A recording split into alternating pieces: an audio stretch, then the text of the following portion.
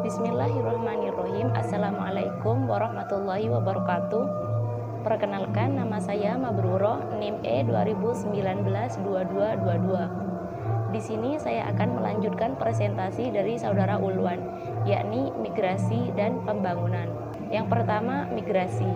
Migrasi adalah perpindahan penduduk dengan tujuan untuk menetap dari suatu tempat ke tempat lain yang melampaui batas politik, negara, administrasi, dan batas bagian suatu negara. Bila melewati batas suatu negara, maka disebut dengan migrasi internasional. Sedangkan migrasi dalam negeri atau migrasi internal merupakan perpindahan penduduk yang terjadi dalam batas wilayah suatu negara, baik antar daerah maupun antar provinsi, seperti urbanisasi dan transmigrasi. 2. Model pembangunan menurut Lewis.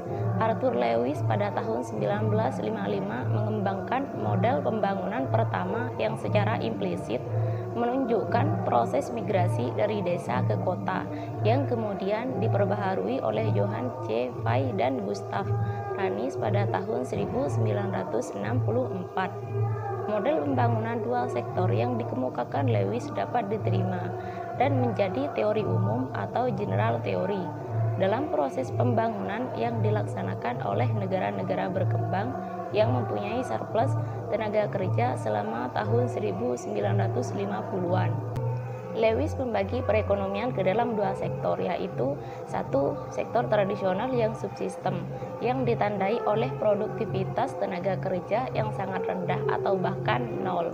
Dua, sektor modern atau industri perkotaan, di mana tenaga kerja dan sektor subsistem berpindah secara perlahan ke industri modern. Lewis berasumsi bahwa tingkat upah di perkotaan bisa lebih tinggi 30% dari tingkat pendapatan rata-rata, sehingga dapat mempengaruhi para tenaga kerja dari pedesaan untuk pindah ke perkotaan. Namun pada tingkat upah yang konstan, maka tingkat penawaran tenaga kerja di pedesaan dianggap elastis sempurna. 3. Proses migrasi dan karakteristik para migran.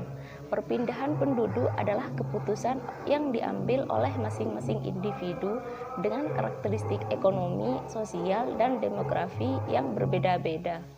Perbedaan karakteristik tersebut bukan hanya nampak jika kita membandingkan antara satu negara dengan negara lainnya, namun juga antar wilayah di dalam suatu negara.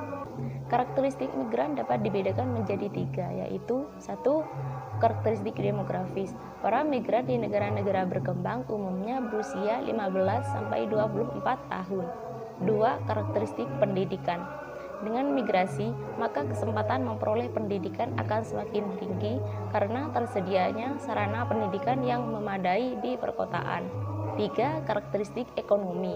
Banyaknya migrasi dari desa ke kota cenderung didominasi oleh mereka yang secara ekonomi sangat kekurangan. Terakhir, teori migrasi Todaro. Pada intinya, teori ini beranggapan bahwa angkatan kerja produktif maupun potensial akan membandingkan pendapatan yang akan mereka terima di perkotaan dengan pendapatan rata-rata di pedesaan. Berikut karakteristik yang dikemukakan oleh Todaro, yaitu 1. Migrasi didorong oleh pertimbangan-pertimbangan ekonomis yang rasional. 2. Keputusan migrasi juga disebabkan oleh pertimbangan perbedaan upah yang ada antara pedesaan dan perkotaan. 3. Migrasi didorong keinginan memperoleh pekerjaan di perkotaan. Terakhir, kemungkinan tingkat migrasi dapat melebihi tingkat pertumbuhan kerja yang tersedia di perkotaan. Sekian dari saya, apabila ada salah kata mohon maaf yang sebesar-besarnya. Wallahul muwaffiq ila aqwamit thoriq. Wassalamualaikum warahmatullahi wabarakatuh.